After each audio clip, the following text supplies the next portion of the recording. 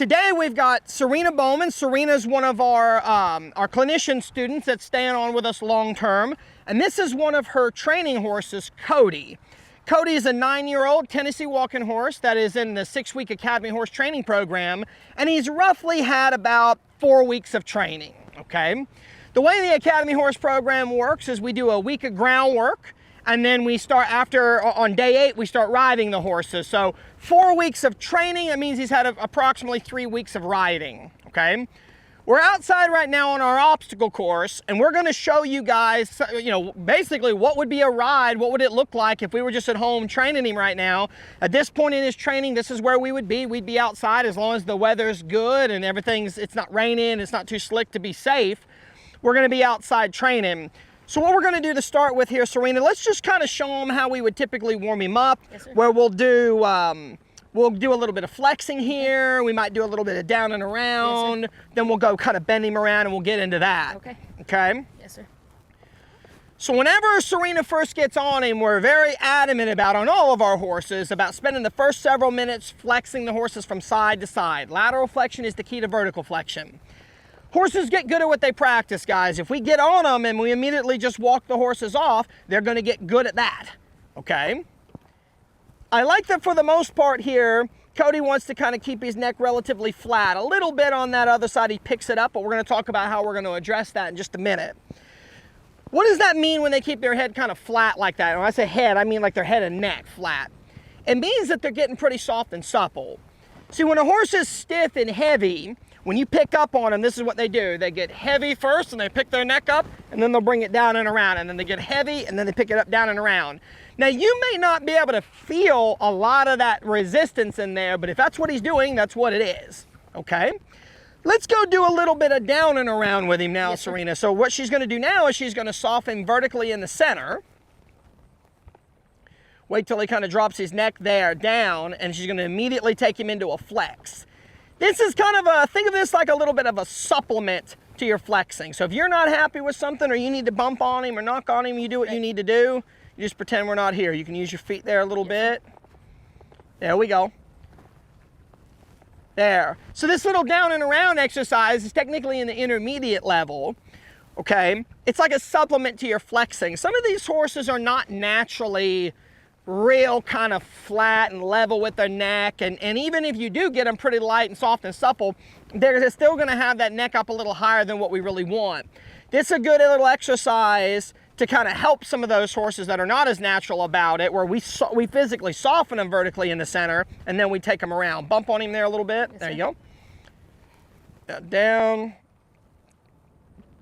There. If you want to use your feet there a little in the center, if he's a little heavy, you can just kind of gently roll your spurs on his belly. There you go. Now take him right into the flex on the other side. Down, there, and around. If you feel him going to back up on you, you can go ahead and take him into the flex right there as well. That is kind of get it off his mind, you know what I'm saying? There. Okay, so after we spend a couple minutes flexing our horses, let's just go do a little bit of the bending at the walk exercise, Serena. Let's just bend him right around in the center of this clover leaf. Yes, sir. Right now we're on the obstacle course, but this is the clover leaf pattern that we're on right here. And we're gonna try to do the majority of what we're training on this clover leaf, so it's easy for everybody to see, and you can kind of see what we're doing. So this exercise right here, this is an exercise from the fundamentals level. This is called bending at the walk. Lengthen your left rein a little bit more. Yes, that way when you give to him, you got even more slack in it. Right. There we go. That's it. Where she wants to bend him around her inside leg. This is a really important suppling exercise to teach the horses how to soften to our inside leg. This is the first exercise in the fundamentals where we start riding the horses with spurs, okay? So, usually on most of our horses, we're going to start riding them in spurs after about 10 to 15 rides, and then this is going to be the very first thing that we teach them. There we go. So when she picks up and she presses with her inside leg, she doesn't immediately just put her spur on, okay? She's pressing with the calf of her leg, and if he brings his nose around all the way to her foot, we're not going to spur him, okay? We want him to go forward and around, all 4 feet moving forward, and have his head bent around in that flex position. So this is really the first time in the program where you ask the horses to be that soft and supple why their feet are moving. They're not just flexing, okay? Good. Now let's kind of let him walk up here, Serena, like let him walk out 50 feet to the other side of the cloverleaf and then bend him around over there. Okay. This is a great suppling exercise, but it's also a great, what Clinton would call, listen to me exercise. It's a really good, think of it sort of like this. One rein stops are like your emergency brake. This thing's about to buck me off, run off, take off across the pasture. I need to get him shut down and get under control. But there's a lot of times when your horse is not necessarily doing anything that's life-threatening, but he's just being a bit, just being a bit of a jerk. He's not paying attention. He's not focused. This is a great little exercise to just get him a little bit more focused, soft, supple, paying attention. Okay?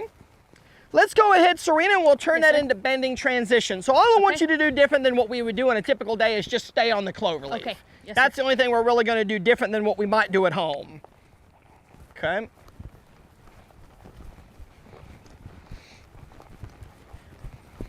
So bending transitions.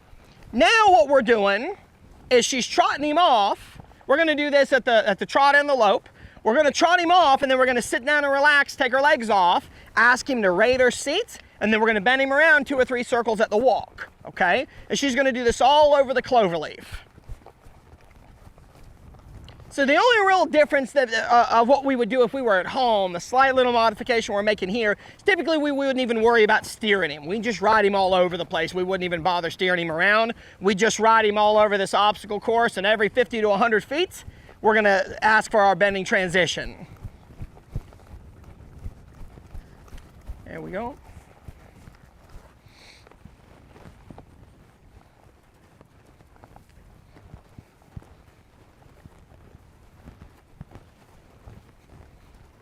Good. Bump on his nose a little right there, like if he's taking it away from your foot. Yes, sir. Yeah, yeah, exactly. There you go. So I told her to bump on him a little bit because he's being just a little bit careless about keeping his nose around. That's not so much stiffness on his part. He's just seeing if she's not paying attention. That's all that really is. No big deal. You just fix it and you move on. There. Well, I like that one a lot. See how when she sat down and took her legs off, how he slowed down to the walk? That's really what I want. I want him to read her. Reading the seat's a big deal, guys. Like, I know it doesn't seem like in your mind you might think, well, Jeff, I've got reins. Why don't I just pull on the reins? My horse will listen if I pull on the bridle. It's a good little test for you. If your horse will listen to you at walk, trot, canter, gallop, or you sit down and take your legs off and they'll slow down or stop off your seat, you've really got them paying attention. That's why we do this right away when we first get on, isn't it, Serena? Yes, sir. That way we can have a little bit of time to check in with him mentally. Yes, sir. Okay. We're never going to get on Cody and just go lope him around and immediately just go work on some kind of impulsion exercise. We're always going to spend a little bit of time doing some kind of transition to start with. That way you really got him focused. There we go. I like that. When you guys watch him as he bends around on the next one, look at his inside hind leg. When he's doing it correctly, the inside hind leg is really stepping up underneath his belly, okay? That's telling me he's bending his rib cage. Look at that left hind foot. There we go. When you're doing this, technically, they're disengaging their hindquarters, but the only difference between this and yield the hindquarters is that he's not pivoting on his front end. So the majority of this, we're gonna do at the trot for the first, 4 or 5 minutes, and then we're gonna move on to the lope from there.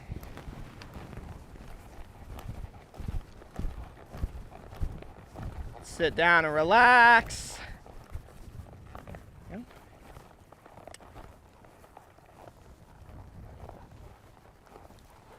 That's it, right there, tug it back, yep. Yes, sir. Forward motion's by far the key. This horse, for the most part, is doing pretty well on really both of those fronts. We've had to correct that little bit of not leaving his nose around there all the way on our foot every time, but that's not the end of the world to me.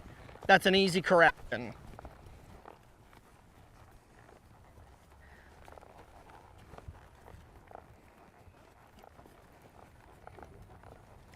When you bend him, Serena, just sit up just a little bit straighter, a little bit taller. Yes, sir. Does it really help you do anything? No, not necessarily, but it just makes you look better. Yes, sir. Some things make you better and some things make you look better, and both are important. There you go. Yes, sir. That's it.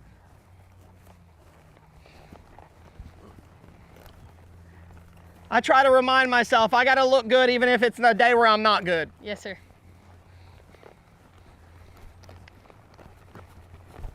There we go.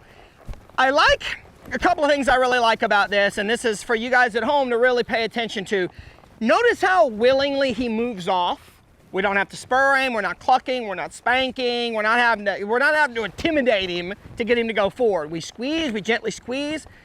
This is one of the things I can't stress to you guys enough. In this Academy Horse program, we really had the time to dig into all those little things that we talk about at our clinics when we travel around the country. And you know, at these 3-day clinics, there's not enough time to get all these things done to the level that we're able to do them at home. When we're at home, we can really dive into that kind of stuff and really focus on just that. You know, Serena spent the first, 7 to 10 rides literally just working on one rein stops and cruising. That's pretty boring stuff, but it's critical if we want him to maintain speed, go when we squeeze, walk, trot, canter. When we sit down, take our legs off, read our seat. That stuff just doesn't happen in 2 or 3 rides. There we go. I also like that not only is he going willingly, he's going very relaxed. Big deal. I'm sure it gets old hearing. Clinton pounded it in our head when I was an apprentice. Okay, and I'm pounding it into her head as she's an apprentice. These things got to be little old lady broke. I don't say that to be disrespectful. I mean, my grandmother's not a good rider, okay?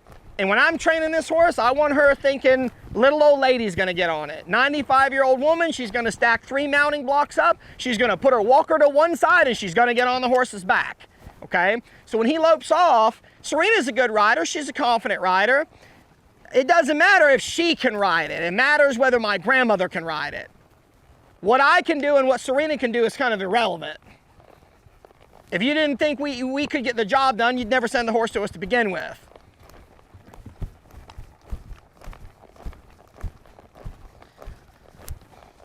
There we go. I like it. Okay, Serena, let's let him walk now. We'll do like a little bit of yield to a stop. Let's talk about that one a little. Yes, sir. So as a general rule, you know, Serena, typically we would do one or the other, wouldn't we? Right. For the sake of today, we'll kind of knock out both on this gelding, and we'll just talk about both. So the difference here is Serena's going to put her leg back significantly further, okay? Reach over there and spank him a little bit. He's just being a little sticky. Yes, sir. See how she's got her spanker in her outside hand? There, right there. Yes. And if you feel him kind of fumbling and stumbling to the outside a little, so just tap him with your left foot a little bit up there on the shoulder. Okay. It's kind of got in his mind circle from the bending, you know? Sir. Slide your hand down and yield him there. So yield to a stop, we're actually going to totally disengage that rear end, okay? And wait till he's actually pivoting on his front end. Yes, there we go. Flex him once each way. Yes, sir. There. Think of the yield to a stop, guys, like pushing in the clutch on the car. Okay, whenever you disengage that hindquarters, you're taking the horse's power away. Very much the same as when you push the clutch in on the car, you can redline the engine, but technically the car really can't go anywhere. Okay, you've got the whole thing disengaged until the clutch is actually engaged. So whenever that horse's left hind leg steps across his right hind leg, okay, you've disengaged the power of that engine. It's a big suppling exercise, but it's also just a big control exercise. So he's a little sticky with this one, isn't he, Serena? Yes, sir. There. Now be real careful, even though you got your spurs on, be real careful that you're just not putting your spur on every time. Make a real point to tip that toe up and spur down. Okay, yes, sir. That's another great little warm-up exercise. Like I said to her a few minutes ago, guys, typically what we would do is we would usually do one or the other, okay, as our little warm-up. We're going to do both this here for the sake of time, and that way we can talk about it. Now, even though Serena's got spurs on, see how she reaches across and spanks him when she's not happy? What are we looking for here? What she wants to see is a little more cadence in the horse's feet. Couple of just consistent steps, okay? Now, I'm gonna pick on him, but I'm gonna stick up for him a little bit at the same time, okay? I said earlier, Cody's a Tennessee walker, okay? Tennessee walking horses, and a lot of gaited horses for that matter, are typically more uncoordinated with a lot of the lateral flexion. I'm not trying to beat up on them, but it's just the reality. They're very forward, straight line type of animals. It's the way they move, it's the way they travel, okay? So a lot of times when you disengage him, he looks a little awkward at times, like he's a little fumbly with his feet and he's a little stumbly. Some of that's just him. Can it get better? Yes. Is it gonna get better? Yes, okay? But some of that kind of stuff is just gonna be the nature of the horse. Again, our job's not to make him, you know, we're not just trying to make him into a world-class performance horse. We're just trying to maximize on what his ability is. You know, he's going to do the best he can, and that's why I say I'm picking on him for being gaited, but I'm gonna stick up for him a little bit in the fact that he's doing what he can do. There we go. That's one of the things that's very unique about this program of Clinton's, the 6-week Academy horse program, is unlike a lot of trainers, you know, we have some parameters, obviously. There's an age limit on the horses and things like that. But the reality is we don't care what it is. I don't care if it's a Belgian draft horse, Percheron, Arab, Frisian, gaited horse, quarter horse, you know, Pasifino gaited horse. It doesn't make any difference whatsoever. If the horse is sound, okay, and it's not above a certain age, we're happy to take it. You know, I get people all the time when I say, you know, they're like, oh, we'll have a Tricaner. And they'll say something like, oh, you know, you probably never even heard of that. And I'm like, no, we've trained quite a few of those. I'm like, really? You guys take those? I thought Clinton trained rein cow horses.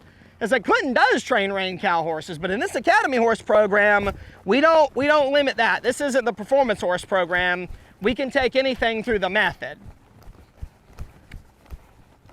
You know, is the you know, 18-hand Belgian draft horse going to be just as soft and supple as a, you know, light, real responsive athletic cow horse? Probably not, but it doesn't mean he can't do the method. There we go.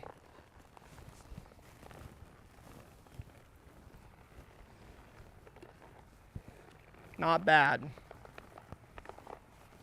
I kind of like that. I kind of like how you have to make him leave just a little bit. That's not the end of the world. It just tells us he's trying to be a good boy. He's kind of got softened on his brain. I like the way he's trotting off there. Okay, now I know you gaited guys are going to kill me when you watch this. He's not trotting, Jeff. He's doing something else. I don't know what he's doing. He's weebling, he's wobbling. I don't know. Looks like a trot. I call it the trot, okay? Doesn't really matter at the end of the day. It's roughly the speed of the trot. Let's go with that. There we go. Okay, Serena, so go ahead and trot him around the end here. Bring him back up through the center. Yes, sir. We're just going to stop him, back him up in the center until he gets soft. Okay. And then we'll let him have a little rest here right in the center before we go on, move forward, and we go loping.